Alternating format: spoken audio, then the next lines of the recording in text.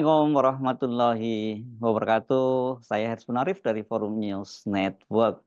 Pemerintah akhirnya memutuskan untuk membatalkan kenaikan uang kuliah tunggal yang diberlakukan di seluruh kampus-kampus negeri dalam tahun ini ya.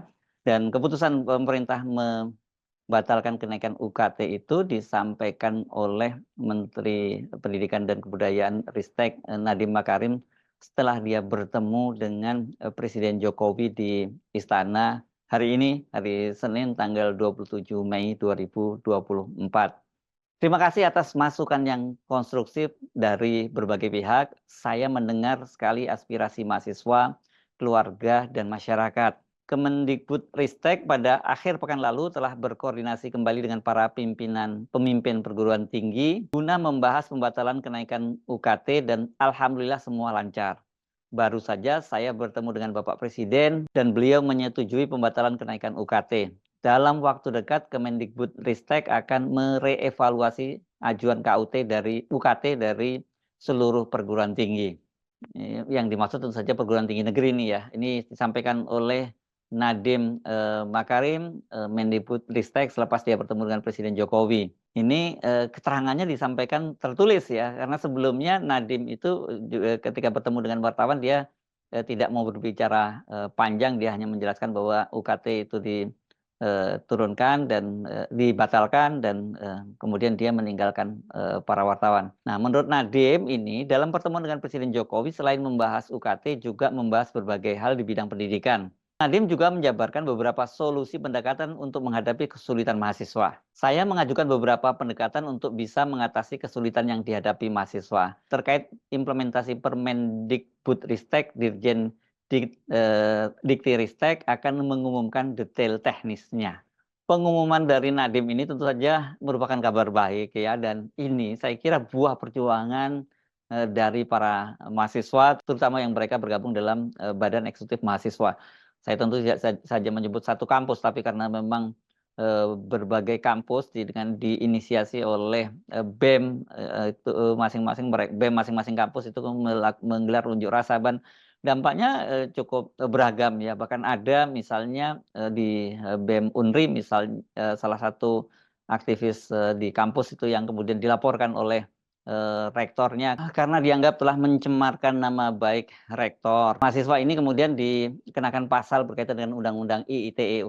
Ya, jadi ini pelanggaran transaksi elektronik begitu. Tapi setelah kemudian ramai sekali dapat sorotan, akhirnya rektor Unri itu mencabut laporannya dan mahasiswa tersebut kemudian tidak diproses lebih lanjut oleh Polda Riau. Padahal dia sudah sampai 2 kali dipanggil oleh Polda Riau. Di Yogyakarta, Ketua BEM Universitas Negeri Jogja itu juga mengadu ke Ombudsman Perwakilan Yogyakarta karena mereka ini diancam oleh dekanat ya. Pada waktu itu katanya disebutkan bahwa dia diancam akan dicabut beasiswanya, kebetulan karena dia menerima beasiswa bidik misi, sekarang jadi jadi apa ya, dari KIP kuliah ya, kartu Indonesia Pintar Kuliah. Dan bahkan juga ada seorang pimpinan di dekan di fakultas tempat si tokoh mahasiswa berasal dari BEM, tokoh BEM dari UNJ ini menyatakan akan menghabisinya kalau dia masih terus melakukan protes yang dianggap menjelek-jelekan citra dari perguruan tinggi. Ini macam-macam ini beragam ya reaksinya ya di berbagai kampus, dan banyak sekali kampus-kampus yang merespon dari aksi para mahasiswa ini dengan langkah-langkah yang terkesan sangat otoriter begitu dan anti demokrasi ya, karena tidak demokratis, karena menolak untuk berdialog dengan mahasiswa. Tapi ada beberapa kampus yang relatif lebih bisa akomodatif dengan mahasiswa, misalnya seperti Universitas Negeri Jakarta itu mereka merespon keberatan dari mahasiswa dan juga memutuskan untuk sampai saat ini belum menaikkan uang kuliah tunggal itu. Nah, salah satu yang juga momen yang menarik itu ketika para mahasiswa itu yang diwakili oleh BEM seluruh Indonesia bertemu dengan Komisi 10 beberapa waktu yang lalu, dan mereka memaparkan problem-problem yang dihadapi oleh para mahasiswa berkaitan dengan kenaikan UKT ini. Assalamualaikum warahmatullahi wabarakatuh. Izin pimpinan perkenalkan, saya Maulana Ihsanul Huda selaku Presiden Badan Eksekutif Mahasiswa Universitas Jenderal Sudirman yang dalam hal ini menjadi koordinator isu dari pendidikan tinggi di Badan Eksekutif Mahasiswa seluruh Indonesia. Izin menyampaikan kondisi di Universitas Jenderal Sudirman secara khusus.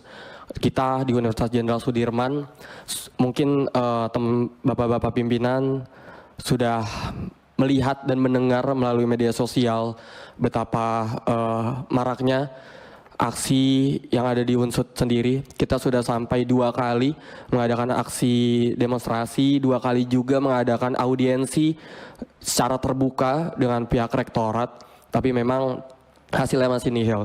Di mana yang kita resahkan, UKT di Unsut ini naik melambung sangat jauh tinggi, naik bisa 300 sampai 500%. Contohlah di fakultas saya sendiri, saya dari Fakultas Peternakan, itu yang sebelumnya Rp2.500.000, sekarang naik menjadi 14 juta. Itu tingkatan paling tinggi. Bagaimana kita tidak marah dengan hasil seperti itu, gitu. Akhirnya di tanggal 3 Mei kemarin itu kita audiensi terakhir dengan pihak rektorat. Sebelumnya Peraturan Rektor nomor 6 tahun 2024 sudah dicabut. Ini adalah peraturan yang mengatur tentang UKT ini, dicabut diganti dengan Peraturan Rektor nomor 9 tahun 2024. Tetapi digantinya pun menurut kami itu masih belum menjawab segala tuntutan kami. Contohlah balik lagi di fakultas saya, itu hanya turun untuk golongan terbesarnya. Untuk golongan terbesarnya hanya turun 81.000. Itu benar-benar menjadi keresahan kami. Dan ini bukan terjadi hanya di Unsut saja, Bapak. Banyak universitas, di Universitas Mataram sendiri, Universitas Bengkulu, Universitas Negeri Yogyakarta, di UNS, Undip, dan segala macamnya banyak. Bahkan yang tidak hadir di sini seperti UNES, UIN Jakarta, Universitas Brawijaya itu sedang mengalami kenaikan UKT pula. Ini serentak di Indonesia dan kita bertanya-tanya ini kenapa? Ada apa? Dan setelah kita ulik-ulik, dan ini pun jawaban dari pihak rektorat bahwa pihak rektorat mengacu pada Permendikbud nomor 2 tahun 2024 yang dilanjutkan dengan Keputusan Menteri nomor 54 tahun 2024 yang mengatur tentang SSBOPT atau Satuan Standar Biaya Operasional Perguruan Tinggi. Jadi makanya dari itu segala upaya sudah kita lakukan di tingkat universitas, aksi demonstrasi, audiensi, berbicara langsung dengan rektorat, tapi tidak menemukan titik temu. Maka dari itu kita hadir pada hari ini, kita membawa masalah ini di tingkat nasional karena memang ternyata permasalahan ini bukan hanya Unsut saja yang merasakan, tapi banyak universitas. Akhirnya kita melalui Badan Eksekutif Mahasiswa seluruh Indonesia melakukan audiensi pada hari ini, rapat dengan pendapat dengan bapak-bapak dari Komisi 10. Semoga memang harapannya kita pada hari ini bisa mendapatkan hasil. Seperti itu kondisinya di Unsut. Hari ini Peraturan Rektor nomor 9 tahun 2024 masih diberjalankan karena mengingat ada waktu registrasi online yang harus dijalankan pula. Jadi kita pun dikejar-kejar waktu, Bapak. Bagaimana adik-adik kita yang ingin kuliah, khususnya di Unsut itu sendiri, terdata sejauh ini masih banyak, lebih dari 100 orang terdata, itu masih sangat merasa tidak sanggup dengan besaran UKT yang didapatnya. Itu benar-benar menjadi salah satu rasa pedih bagi kita sebagai kakak tingkatnya. Maka dari itu kita tetap berjuang untuk adik-adik kita. Seperti itu Bapak, untuk dari Unsut sendiri kondisinya. Ini mohon maaf, saya harus menyampaikan hal ini, tapi karena memang seperti itu yang ada di Unsut. UKT-nya naik jauh, 300 sampai 500%, seperti itu. Mungkin nanti dari teman-teman lain bisa menambahkan. Mari kita simak kembali pemaparan daripada Ketua BEM BMSI ini yang pada waktu itu menyampaikan kepada anggota Komisi 10, dan pada waktu itu Komisi 10 menyepakati untuk membentuk tim panitia kerja membahas soal kenaikan UKT ini. Bismillah, Assalamualaikum warahmatullahi wabarakatuh. Yang terhormat pimpinan Komisi 10 DPR RI dan juga rekan-rekan seperjuangan seluruh teman-teman dari BEM seluruh Indonesia. Perkenalkan, nama saya Agung Luki Pradita selaku Presiden Mahasiswa dari Universitas 11 Maret Surakarta, Bapak. Yang dimana mungkin awalnya adalah prolog gitu, bahwasanya di dalam pembukaan Undang-Undang Dasar 1945 kita tahu bahwasanya salah satu tujuan bangsa ini adalah mencerdaskan kehidupan bangsa. Pun di dalam batang tubuh undang-undang gitu, bahwasanya fakir miskin dipelihara oleh negara. Namun rupanya hari ini poin-poin tersebut sangat nihil dan sangat berkebalikan. Bagaimana sekarang bahwasanya pendidikan adalah dijadikan suatu komersialisasi pendidikan seperti itu, di mana teman-teman yang kurang mampu sangat susah sekali untuk berkuliah seperti itu, Bapak. Dan mungkin di UNS sendiri, di Universitas 11 Maret Surakarta sebagai kampus kerakyatan pun hari ini mengalami penambahan golongan UKT dan juga IP naiknya berkali-kali lipat. Yang dimana golongan UKT tahun sebelumnya 6 tahun kebelakang UNS tidak pernah naik UKT-nya, namun di tahun ini akibat adanya Undang-Undang Nomor 2 tahun 2024 itu dan juga Nomor 54 tahun 2024 adanya penambahan golongan UKT 9 di UNS itu sendiri. Bahkan IP atau dulunya disebut SPI, sekarang IP, iuran pengembangan institusi itu naik berkali-kali lipat. Yang dimana bahwasanya sebelumnya Fakultas Kedokteran tahun sebelumnya adalah 25 juta, hari ini di tahun 2024 UNS IP-nya mencapai 200 juta, yang dimana naiknya 8 kali lipat lebih, Bapak. Teman-teman kebidanan, bahwasanya tahun sebelumnya adalah 25 juta, hari ini di UNS ketika masuk kedokteran IP paling rendah adalah 125 juta, yang dimana naiknya 5 kali lipat. Dan beberapa prodi-prodi lainnya, PGSD IP-nya mencapai 45 juta. Coba bayangkan, Indonesia kekurangan guru, tapi ketika teman-teman ingin masuk PGSD, itu 45 juta IP-nya, sangat tinggi. Bagaimana kesehatan, yang dua hal, kesehatan dan juga pendidikan yang seharusnya didapatkan sebagai hak dasar sebagai warga negara Indonesia, hari ini diperdagangkan semuanya. Kita lihat bagaimana komersialisasi pendidikan, bagaimana teman-teman kesehatan masuk kuliah harganya sangat tinggi. Maka dari itu kami di sini untuk memperjuangkan hal tersebut. Apalagi mengenai adanya UU nomor 2 tahun 2024 ini, yang dimana mungkin sebelumnya adalah kita mengacunya Permendikbud nomor 25 tahun 2020, di mana ada beberapa perubahan di undang-undang sebelumnya di tahun 2020 itu menyebutkan bahwasanya tidak diaturnya dengan jelas mengenai UKT bagi kategori mahasiswa sebagaimana pasal 7 ayat 1 Permendikbud yang secara rinci mengatur mengenai SPI. Namun ternyata di Permendikbud nomor 2 tahun 2024 ini pasal 7 itu PTN dapat menetapkan tarif UKT lebih dari besaran UKT pada setiap program studi bagi mahasiswa diploma dan juga sarjana. Yang dimana hal ini mungkin juga sangat dipertanyakan ya mengenai penetapan UKT sendiri, yang dimana harusnya adalah UKT sama dengan BKT plus BPTN-BH, namun hari ini pun UKT boleh sama dengan BKT, itu yang perlu dipertanyakan. Kemudian mengenai penerapan IP sendiri, di peraturan dijelaskan bahwasanya penerapan IP itu boleh 4 kali daripada BKT. Namun yang kita pertanyakan di sini kawan-kawan adalah landasan dasar mengapa IP diperbolehkan 4 kali BKT itu dari mana gitu. Apakah tidak ada landasan secara teoritisnya, secara ilmiahnya, atau di undang-undang hanya disebutkan 4 kali BKT seperti itu. Mungkin itulah yang menjadi gejolak di teman-teman semuanya.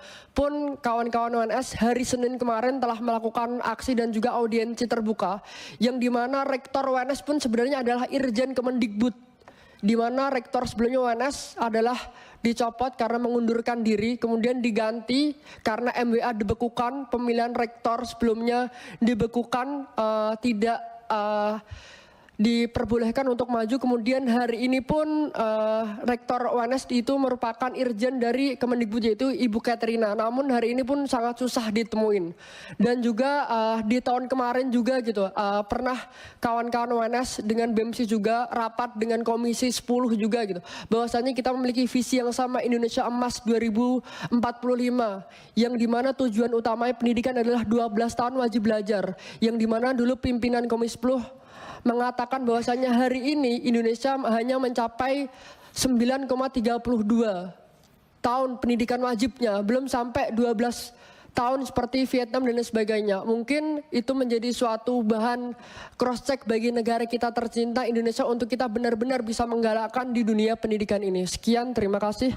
Wassalamualaikum warahmatullahi wabarakatuh. Tentu kita perlu memberikan apresiasi, ucapan selamat ya kepada para BEM dan tokoh-tokoh mahasiswa lain yang berjuang untuk menolak kenaikan uang kuliah tunggal ini, karena seperti kita ketahui kan sebenarnya uang kuliah tunggal ini berlaku buat mahasiswa baru ya, bukan buat mereka-mereka ini yang sudah kuliah. Tapi kan para tokoh BEM ini kendati dampaknya tidak terkena kepada mereka, tapi mereka berjuang dengan risiko yang mereka harus siap menghadapi berbagai risiko, termasuk yang tadi ya, seperti di Universitas Negeri Yogyakarta yang diancam oleh dekanat, dan kemudian juga ada yang di UNRI yang sampai dilaporkan ke polisi.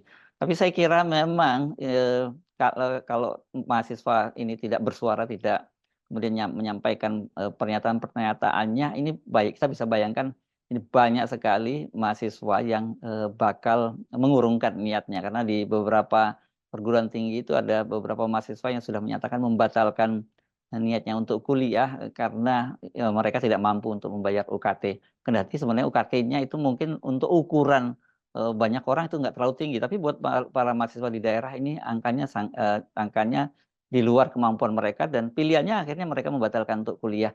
Coba bayangkan kalau kemudian Pak Jokowi selalu mendengung-dengungkan bahwa kita ada bonus demografi, dan kemudian ini nanti tahun 2045 itu ada generasi emas gitu.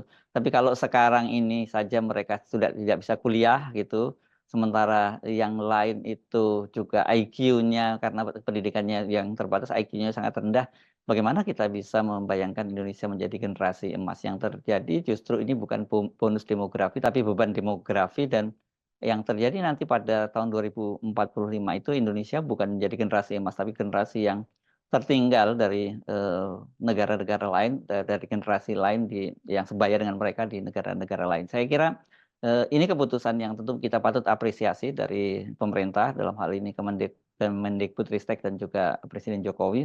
Tetapi jangan kemudian ini hanya sekedar penundaan saja ya, karena mungkin ditunda sekarang karena ribut-ribut, dan nanti kemudian pemerintahan sekarang ini lepas tangan dan menyerahkan persoalannya ini bebannya kepada pemerintahan berikutnya. Saya Arsman Arif dari Forum News Network. Sampai jumpa lagi. Wassalamualaikum warahmatullahi wabarakatuh.